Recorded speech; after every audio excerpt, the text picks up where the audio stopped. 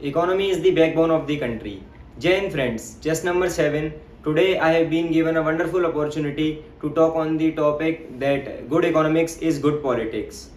So, for the better understanding and assimilation of the topic, I have divided my topic into 3 parts. First is the introduction part, in which I will give a brief introduction about the topic and I will deal with that what is the topic and why it is important. Secondly, I will give the main body, in which I will deal with the major challenges and solutions of it. And lastly, I will give the conclusion, in which I will share my opinion about the topic. So, good economics is good politics. What is economics? The economics deals with the principles of money, business and industry in a country, and it is important because it goes hand in hand with the politics. If the economic conditions of the country is threatened, then the political conditions also become worsen in this country.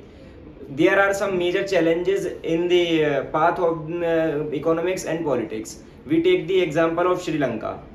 First major challenge I have identified is that taking excessive loan from any other country. It is prescribed that a country should not take more than 60% loan of its debt to GDP ratio. But as we can see the example of Sri Lanka, they just took 110% loan of their debt to GDP ratio, ultimately resulting in the price hike of fuel prices hiked. Their food prices also became very high, and ultimately the people got angry with the government and the political conditions became worsen, and they are becoming worsening day by day. Second is the wars and conflicts are the main challenge. We can take the example of Russia and Ukraine. Due to the Ukraine's urge to join NATO, Russia attacked Ukraine, and Russia have to face various sanctions from the other countries.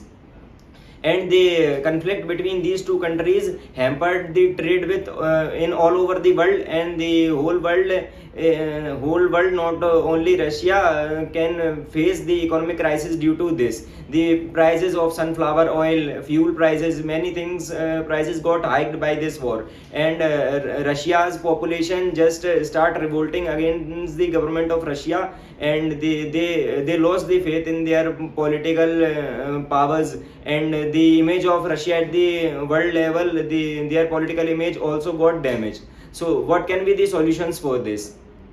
There can be two solutions, that one should cut one's cloth according to one's coat. The people should not take excessive loans from the other countries. They should be ambitious, but they should not be more ambitious. They should not be over ambitious. And secondly, the wars and conflicts are not a good thing for the world. And we should solve our problems with the and conflicts with the other countries diplomatically, and have a good friendship with the other countries. And I would like to conclude my words by saying that we should focus on the country's economy very well, and we should focus on industrializations in our country, as this generates employment, and this will ultimately result in good economic conditions of our country. Thank you, gentlemen.